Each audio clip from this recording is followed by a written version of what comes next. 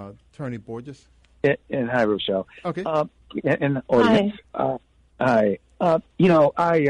This is another instance where the president puts his own personal goals and aims, and his, he makes it all about him. And I see this.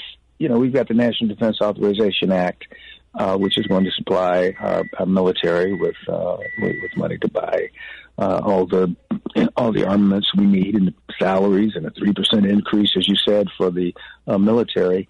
But he just sees everything through his own personal prism and what it does for him. And he is he's holding this up for the purpose of, I think, stopping the protection or ending the protection for these media companies, because he wants to go after Twitter. I think when he leaves office, he wants to go after Twitter. He wants to sue Twitter if he puts something out there on Twitter and they don't allow it. He's looking toward making money. Intimidation is another tactic of his. Intimidation, his bullying. Now he wants to bully Zuckerberg. He wants to bully Gates and everybody else, and have them in a position where they're afraid to call him out on things or to censor him.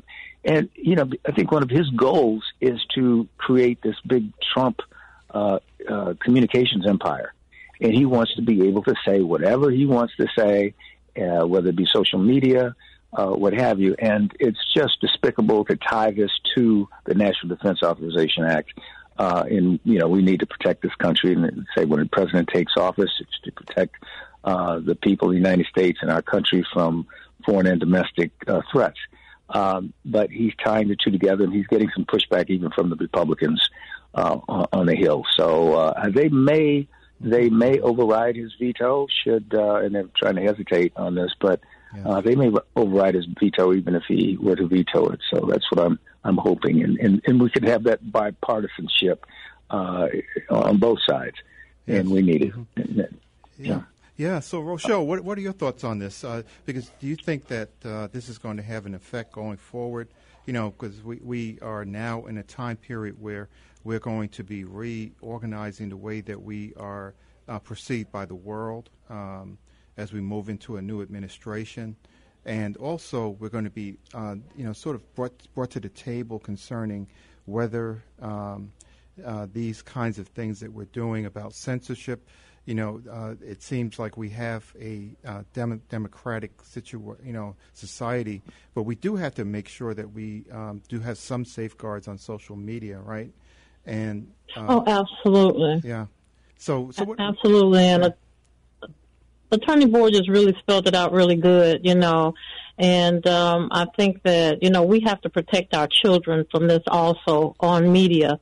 Sexual exploitation and sex trafficking, all of those are balled up into that bill, if you will, and will hurt our process of making sure that those children are protected. A lot of parents have to work. They can't always watch their kids, online, even when they're doing homework and things now online.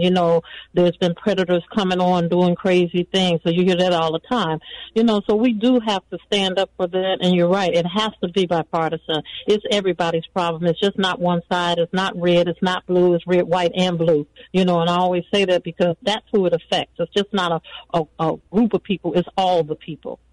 Yeah, and so I see, I see some kind of, one piece of this. I'm looking at it, and I can see some arguments on the other side too. I mean, with Trump saying that they shouldn't be shielded from liability and that kind of thing for certain protections, and there is a freedom of speech issue that's in, that's sort of underlying this whole thing, a constitutional issue. But how do you strike that balance? Well, the thing is, Doc, is that freedom of speech, our First Amendment, is not absolute. First of all, okay. You can't go into a crowded theater and start yelling fire, or get on and start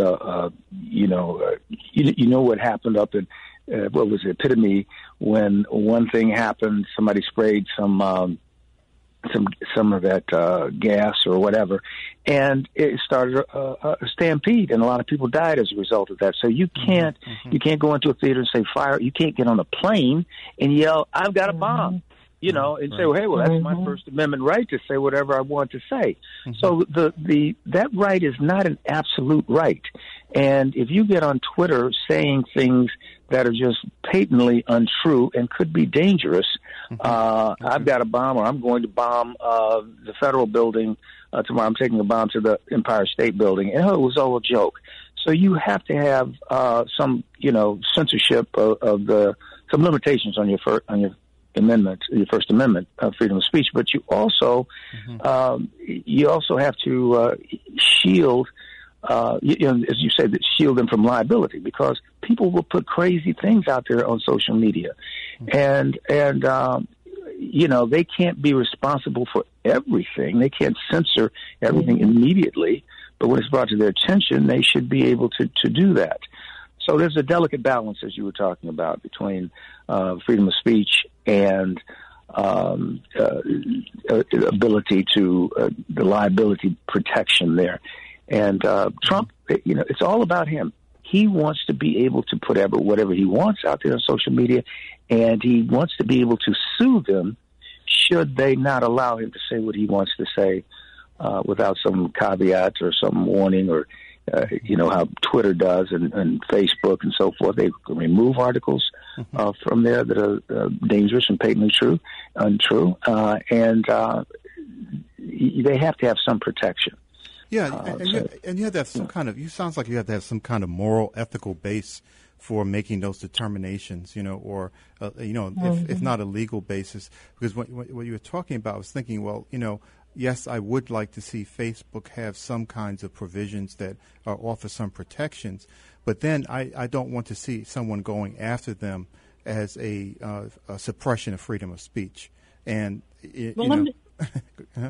Go ahead. Let me just say this, too. Don't forget that this is his grand red carpet exit, you know, so he wants to be seen before he leaves. He's continuing to end his tenure, you know, the way that he came in, pretty much. That's what it looks like to me. And that wasn't good. So he's leaving out the same way. Yeah. Well, but he's also setting himself up as much as he's taking revenge on people, even pulling the troops from Somalia. Now, that's all about the U.S. representative up there in Minnesota. He wants to punish her and remove troops from her country because she's a Somalian, you know, from Somalia, and that's a dig at her, I think. And to do, why would you do something like that with just 40-some days left? Everything he's doing now, I think, is for his benefit. Whether it wants to make him feel good, whether it's setting him up financially for the future. It's all about him, and it always has been, and it's unfortunate. Yeah, and it's kind of. But he's not changing his color on what he thinks about women. Don't forget that. So that's a great opportunity for him. Oh yeah.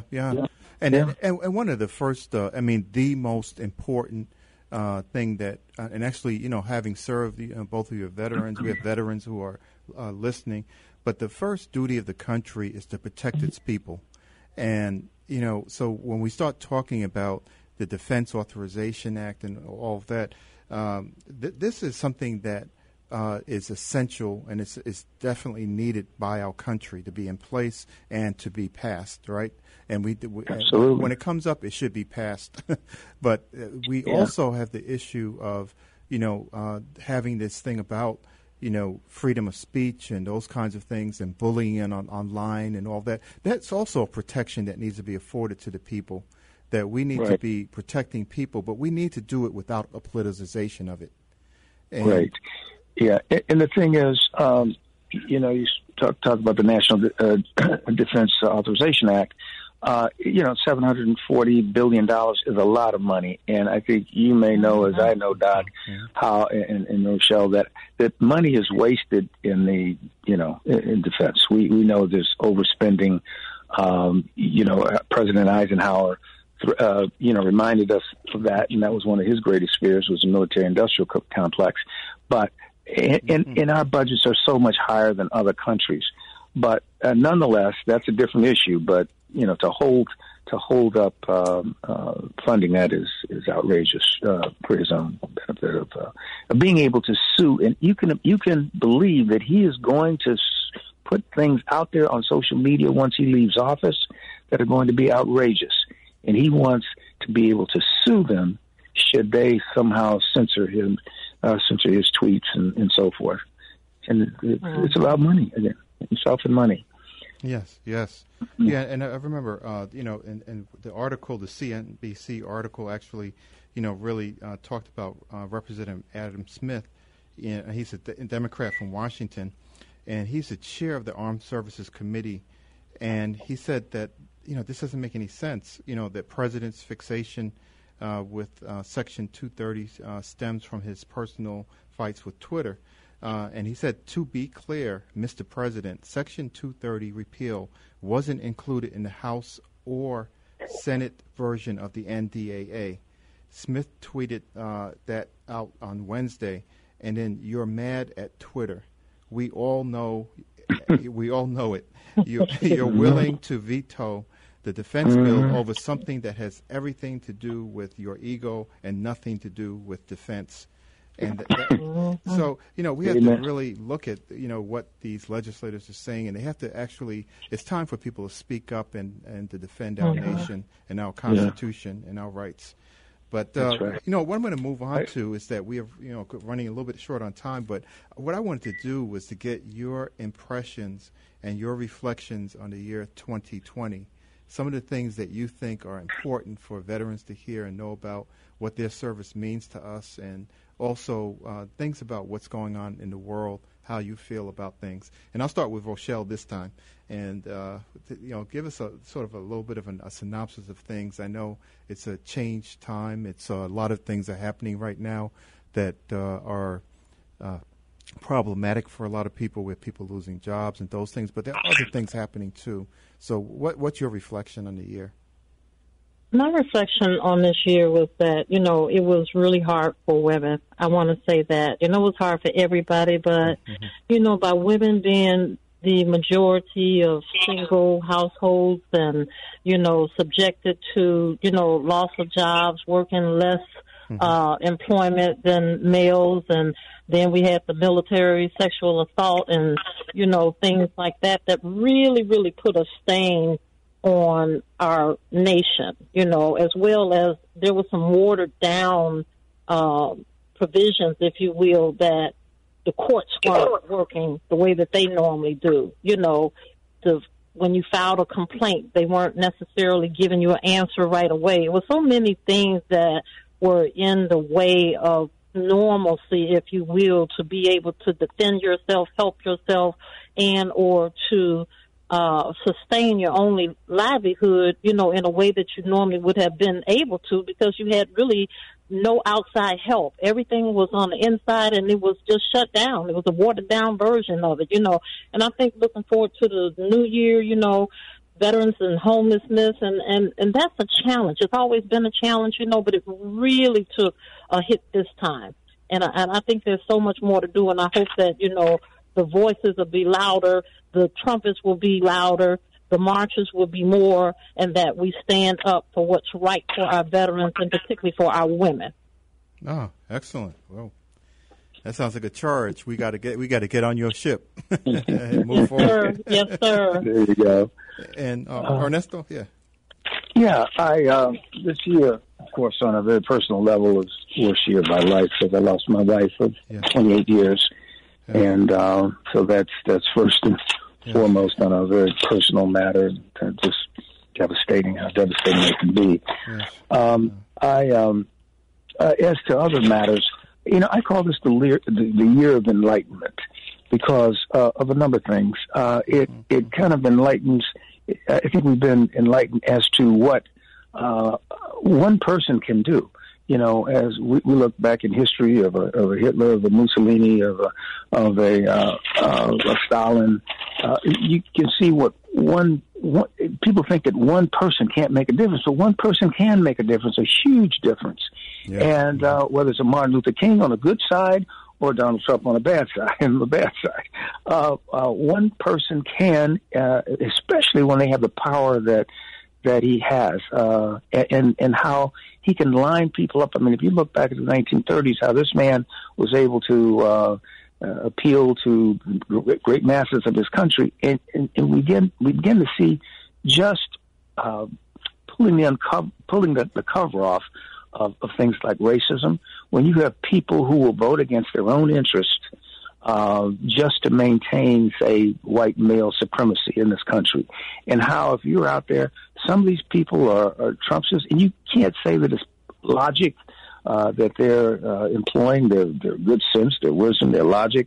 It seems as if the racism in this country is still very prevalent, because I can't figure out how people can vote for someone and support someone with the vigor that they have for a person who is only about himself and he's not about this country.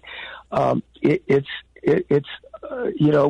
mind-boggling how 280,000 Americans can die, and mainly because of the actions of this one person. And so to me, it shows me that this country still has this racism, this systemic racism by almost half of our fellow citizens, and it lets you know that it's still there. And you see the George Floyd, and then you see on the other side the optimism of the people who came out when the George Floyd was killed, and you see how you had good thinking people out here. So we still have a lot to look forward to in this country, but I think that this is a year that we can look at and see what America, what's still out there, that we're fighting for equality in this country, equality for women, equality for minorities and people of color, and how there is still this push that we need to push this white male supremacy is so just prevalent, and it's ubiquitous. And I think that it's a year of hope also, though, and what we can do to come together again as Americans. Yeah, I love that. The year of enlightenment and the year of hope. That's really absolutely important.